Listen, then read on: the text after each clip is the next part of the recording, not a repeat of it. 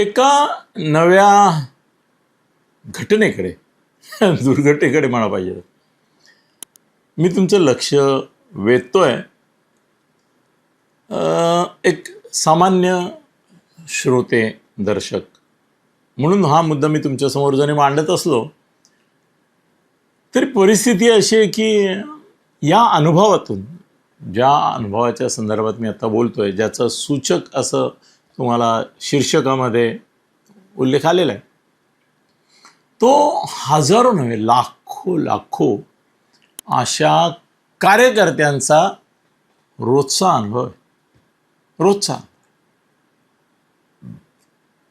कुठल्या पक्षाचे? सगळ्या पक्षाचे.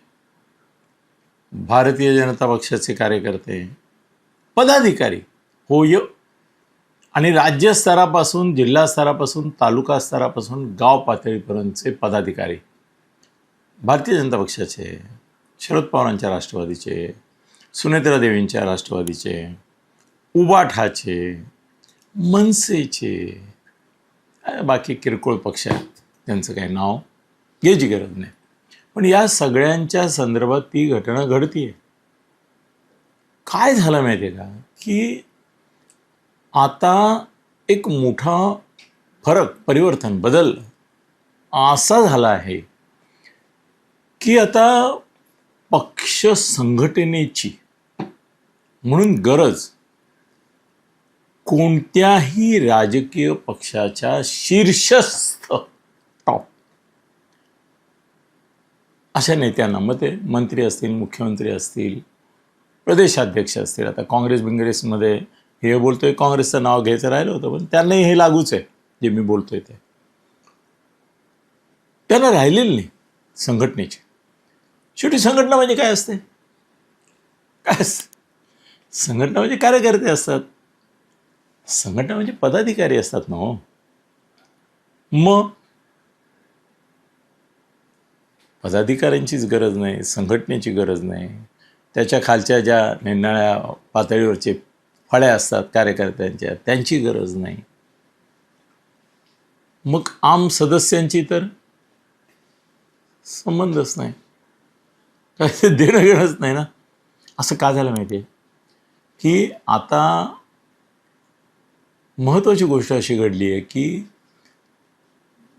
12 महिने 18 काळ किंवा 2 वर्ष, 3 वर्ष, 5 वर्ष, निदान निवडणुकीच्या आधी 2 वर्ष वगैरे वगैरे, असं लोकांचं काम, लोकांनी, लोकांचा सहवास, संवाद, याची सेवा, हो सेवा, लोकांकरता आंदोलनं, चळवळी, याची गरजच कुठल्याही राजकीय पक्षाला राहिलेली नाही. अशी स्थिती आहे, सत्यस्थिती आहे, वस्तुस्थिती आहे, परिस्थिती आहे. आता निवडणुका कर्तृत्वावर सुद्धा जिंकल्या जात नाहीत, राज्य सरकारने केलेल्या अप्रतिम अशा कामगिरीवर देखील जिंकल्या जात नाहीत. याचं सर्वात उत्कृष्ट उदाहरण कालचं आहे, आणि ते आहे तामिळनाडूमधलं स्टालिन द्रमुकच. मी बरेच इंग्रजी वर्तमानपत्रांमध्ये DMK राजवटीच्या पराभवाच्या संदर्भामध्ये, स्टालिनच्या पराभवाच्या संदर्भामधले लेख, मुद्दे वाचले. बऱ्यापैकी त्याच्यावरची चर्चा पण ऐकली, यूट्यूब पण पाहिले.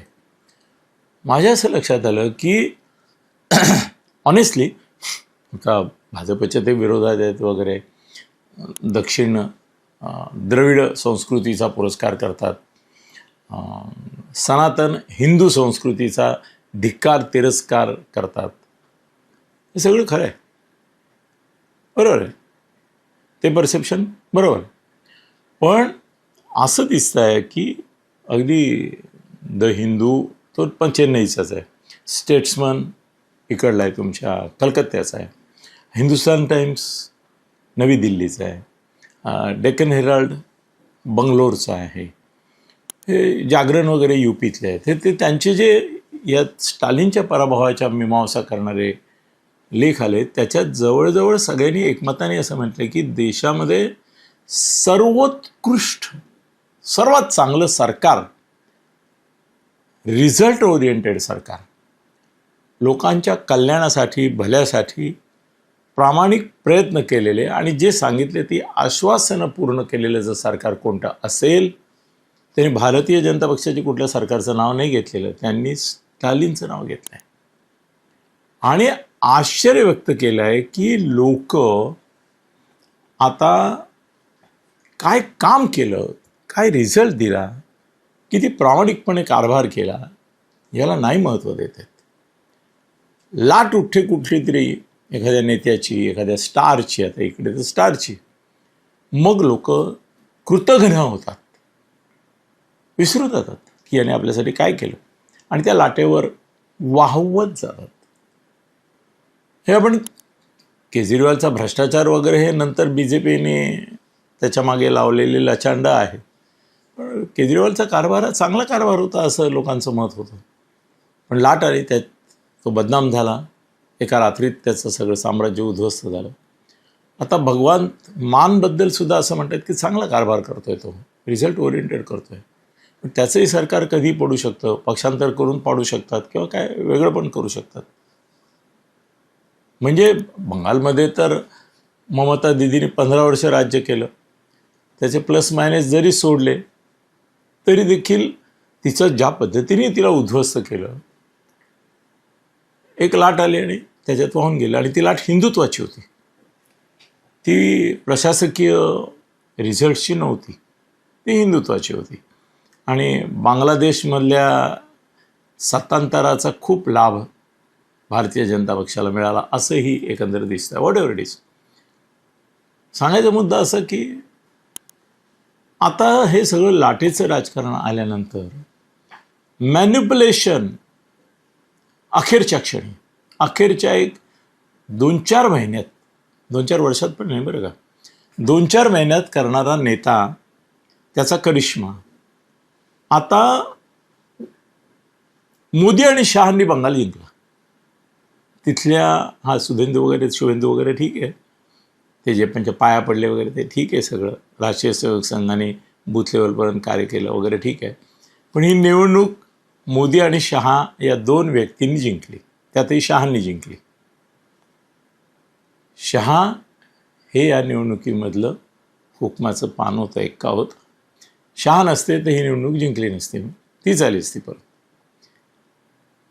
हा विजय आला नसता आणि त्यांनी अशी एक फिल्मी याच्यातून एक फिल्मी लाट निर्माण केली नसती. ती अनपेक्षित होती, कुठल्याही चॅनलच्या सर्व्हेमध्ये, ओपिनियन पोलमध्ये नव्हतं की तो येईल. तो आला. तो आला याचा अर्थच स्पष्ट झाला की कुठल्याही प्रकारे त्या ठिकाणी पूर्वतयारी, कार्यकर्त्यांचं काम, सरकारचं काम याचा काही संदर्भच नव्हता. होतं नव्हतं. मग कार्यकर्त्यांची गरज काय? म्हणूनच आता कार्यकर्त्यांची किंमत राहिली नाही, पक्ष सदस्यांची तर अजिबात राहिली नाही. नेत्यांना कळून चुकलं आहे की आम्ही भाजपचे असू तर मोदी शहा आम्हाला काय वाटेल ती प्रतिकूल परिस्थिती असली तर मी आम्हाला करून देतील. हे आता SIR आहे, चुनाव आयोग आहे, इतरही शासकीय दडपशाही करणाऱ्या यंत्रणा, मदत करणाऱ्याला दहशत निर्माण करणाऱ्या यंत्रणा, त्यांनी आता पक्ष कार्यकर्त्यांची, पक्षाच्या पदाधिकाऱ्यांची जागा घेतली की नाही? ठीक आहे, आपल्याला मोदी आवडतात, शहा आवडतात, भाजपबद्दल आस्था आहे आणि ती काही आपण लपवून ठेवले नाही. तरी देखील आता भाजपला पदाधिकाऱ्यांची नाही, त्यांना आता ईडीची गरज आहे, त्यांना आता इन्कम टॅक्सची गरज आहे, त्यांना निवडणूक आयोगाच्या सहयोगाची गरज आहे, योगदानाची गरज आहे आणि त्याच्या माध्यमातून निवडणुका जिंकता येतात. हां, तुम्ही म्हणाल मग आता केरळ आणि याच्यात काय, तामिळनाडूमध्ये, तर तिथेही असं आहे की केरळमध्ये हिंदू मुस्लिम हा विषय चालला नाही. केरळमध्ये डावे आणि काँग्रेस यांची तुलना चालली आणि तिथे काँग्रेस सरळ ठरली आणि ख्रिश्चन मुसलमान हे कॉम्बिनेशन काँग्रेसबरोबर गेले. त्यामुळे काँग्रेस जिंकली. पण तीही लाटच आहे, बाकी काय. काँग्रेसचं म्हणून फार मोठं इन्फ्रास्ट्रक्चर होतं, काम करत होते, त्यांच्या जीवावर आले असं नाहीच आहे. ती परत लाटच आहे. तामिळनाडूत तर लाट स्पष्टच आहे. भाजपला तर 1 सीट मिळाली. जर एवढं सगळं लाट इतरत्र होती ती इथे का नाही मिळाली? इथे मिळाली नाही. याचं कारण एक कॅरिस्मॅटिक लीडर तिकडे आला, त्याने द्रमुकला खाऊन टाकलं, अण्णा द्रमुकलाही खाऊन टाकलं. त्यामुळे आता कार्यकर्त्यांची गरज उरलेली नाही, संघटनांची गरज नाही. त्याचं रिफ्लेक्शन महाराष्ट्रात आपल्याला दिसतं आहे. RSSच्याही नेत्या कार्यकर्त्यांना, त्यांचे स्वयंसेवक असतात, त्यांना आता कळलं आहे की निवडणुकीला फक्त आपल्याला बूथ लेवल मॅनेजमेंट पुरतं वापरलं जातं. आपल्याला काही आपला से नाही, सरकारमध्ये नाही, आपल्याला जागा नाही, आपल्याला पदं नाही, स्थान नाही, मान नाही, सन्मान नाही. निवडणुकीमध्ये आता तर पुढल्या निवडणुकीमध्ये माझा अंदाज आहे की पगारी नोकर ठेवूनच बूथ मॅनेजमेंट केल्या जातील. आत्ताच माझ्या काही मित्रांनी केल्या, पण त्यांनी पक्षाचे कार्यकर्ते वगैरे विश्वास नाही, ते म्हणे यांना काय सांगितलं आपण करा तर करत नाहीत काही वेळेला. तर त्यापेक्षा पगारी नोकर नेमावेत. आपण कॉन्ट्रॅक्टवर आता सतरंजा उचलणारे कुठे राहिले? नाही ना. आपण बोलतो सतरंजा उचलणाऱ्या कार्यकर्त्यांची काय किंमत आहे. आता नाही ना कोणी सतरंजा उचलत. आता कॉन्ट्रॅक्टर असतो, तो खुर्च्या मांडतो, खुर्च्या घेऊन जातो, मंडप घालतो, सगळं ते करतो. बोर्डिंग होर्डिंग आता कार्यकर्ते लावत नाहीत. नेताच पैसे कार्यकर्त्यांच्या नावाने भरतो, त्यांचे नावं टाकतो आणि तुम्हाला हे वाढदिवसाला वगैरे सुद्धा होर्डिंग बिल्डिंग दिसतात, बॅनरनं, हे ते कार्यकर्त्यांनी नसतात लावलेले. नेतेच नावाच्या याद्या देतात कॉन्ट्रॅक्टरला आणि ते बोर्डिंग लागतात. म्हणजे त्या होर्डिंगमध्ये सुद्धा त्यांना आता स्कोप राहिलेलं नाही, ते पण नेतेच कॉन्ट्रॅक्टवर करतात. आता पुढली निवडणूक जी येईल का, विधानसभेची, लोकसभेची, त्यावेळेला तुम्हाला सरसकट हजारो लोकांना पगार देऊन एका दिवसाला आधी साधारणतः 5,000 आणि इलेक्शनच्या दिवशी 25,000 असे पगार दिले जातील. त्यांच्याकडून कामं घेतली जातील. कार्यकर्ते मतदारच राहतील. आणि मग पुढे महामंडळ कशाला मिळतात त्यांना? कशाला त्यांना आमदार किंवा खासदार? मग तिथे त्यांचे नातेवाईक नेत्यांचे, नाही तर दलाल, हो ना, त्यांची कामं पैशाची करणारे किंवा घेऊन येणारे किंवा रिलेशनशिप नेटवर्कमध्ये चमचेगिरी करणारे त्यांनाच मिळणार. आता कार्यकर्ता हा विषय सगळ्या पक्षांसाठी संपला असं माझं मत आहे. त्यामुळे काय म्हणतात त्याला, गालिचांचे पोतेरी आता झालेच जमाय. तुम्ही आता उगाच ही करिअर राजकीय वगैरे वगैरे समजून चालू नका. तुम्ही जर नातेवाईक असाल, दलाल असाल, तर तुम्हाला आता राजकारणात भवितव्य आहे. कार्यकर्ते म्हणून भवितव्य नाही. निवडणुकीलाही तुमची गरज नाही.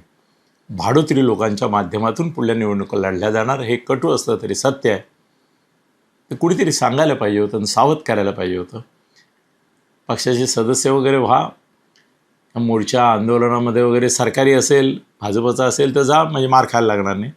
तेही विरोधकांचे असेल तर मार खायला लागतील. तुमचे नेते आधीविधी गाडीत जाऊन बसतात पोलिसांच्या संरक्षणात, हो ना. भाजप सोडून किंवा शिंदे गटाचे सोडून किंवा अजितदादांचे सोडून बाकीचे ज्या वेळेला आंदोलनं करतात तेव्हा नेते आतमध्ये असतात पोलीस संरक्षणात, मार खातात तुमचे लोक. आंदोलनं करता, केसेस घेता. आता केसेस घेणं थांबवा. कुठल्याही नेत्याकरता, कुठल्याही कार्यकर्त्यांनी कुठलंही आंदोलन किंवा हे करून केसेस घेऊ नये. त्याची जिंदगी बर्बाद होते. त्याला पासपोर्ट मिळत नाही, नोकरी मिळत नाही. असला कार्यकर्त्याला पुरी हल्ली लग्न पण नाही करत. कार्यकर्ता आहे का राजकीय? नको. आज नऊ देतो, जेलमध्ये जाईल कुठेतरी. आणि ह्या शिक्षा लागतात 10-10, 15-15 वर्षांनी कार्यकर्त्यांना शिक्षा लागतात. बर्बाद होतात, बर्बाद. त्यामुळे राजकारण हा धंदा म्हणून करायचा असेल तर धंदा म्हणून करा, व्यवसाय म्हणून करा, इन्व्हेस्टमेंट करा त्याच्यामध्ये, आणि धंदा म्हणून प्रॉफिट घ्या. पुण्याही नाही. आता कमाईचे दिवस आहेत. नेत्यांनाही कमाई करून देणारे हवेत.